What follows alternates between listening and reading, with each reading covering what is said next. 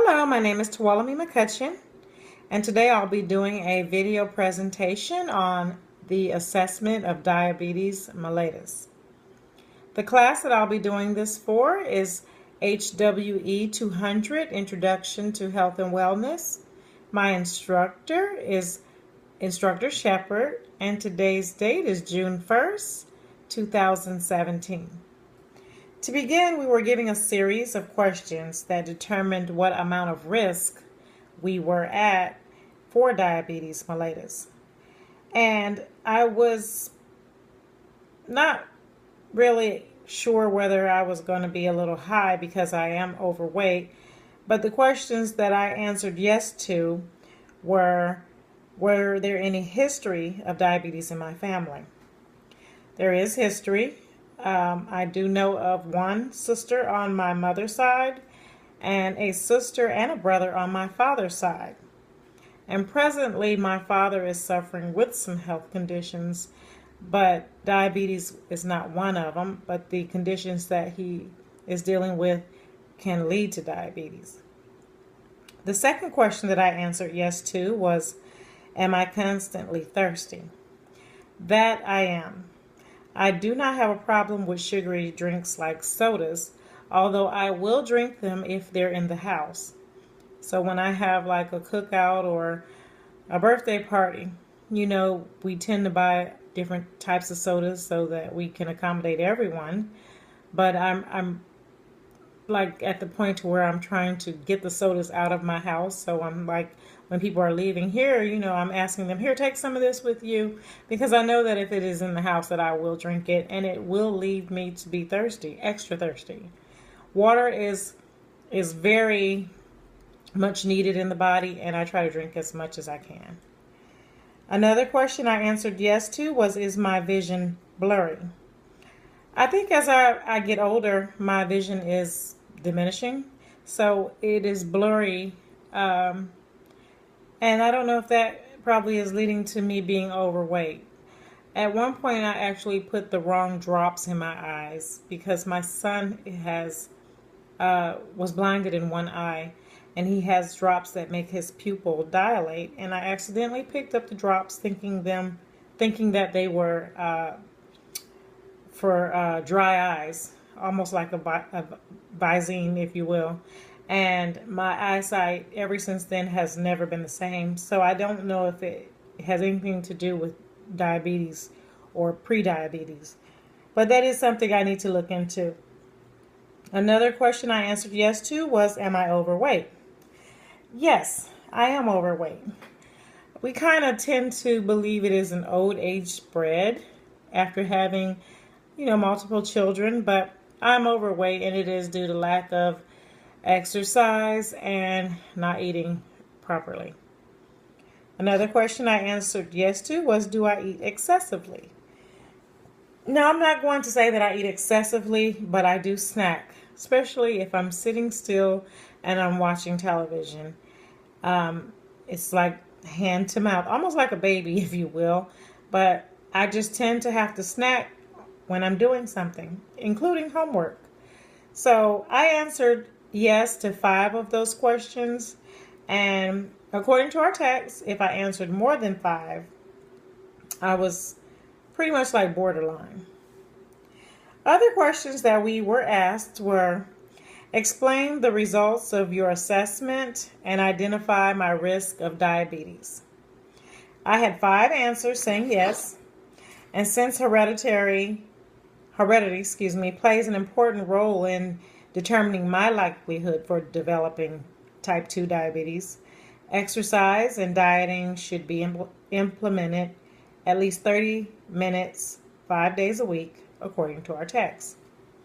The second question was, examine the relationship between health and wellness by discussing diabetes mellitus on 3 dimensions of wellness.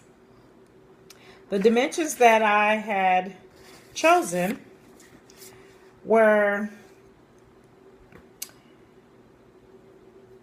occupational, emotional, and physical.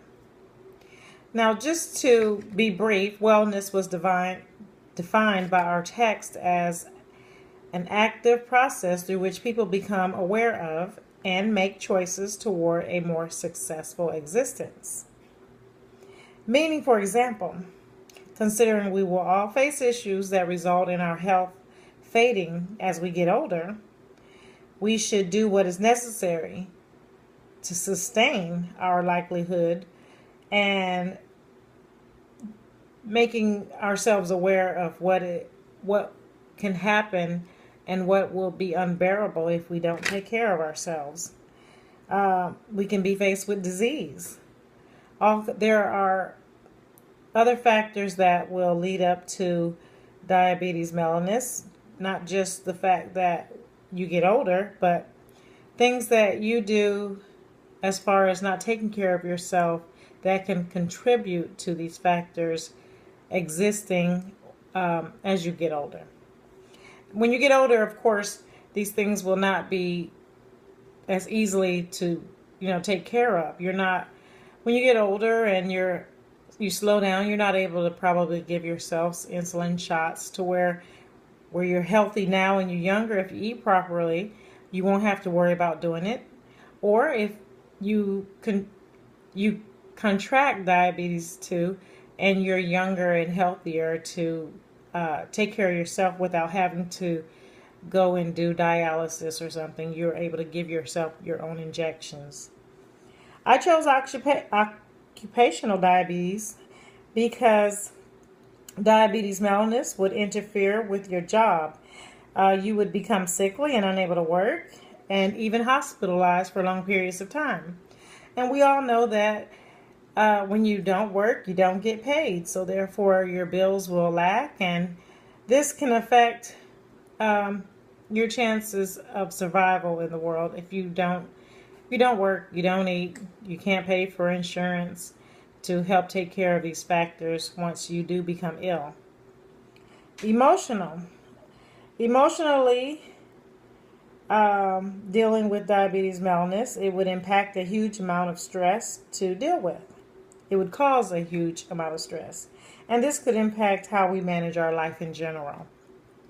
We all tend to stress over things that happen in our life, and emotionally, diabetes is a big impact on our lives and could cause a lot of stress. Physically, diabetes mellitus could set a negative lifestyle by placing limitations on our activities. Diabetes has been known to cause people to lose limbs.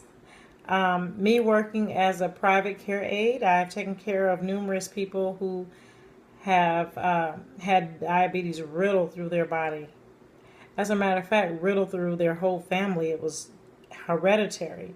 I saw one family, lose at least 6 members. And they were losing different limbs. First started with toes and fingers, and they started to lose their sight. And eventually they died.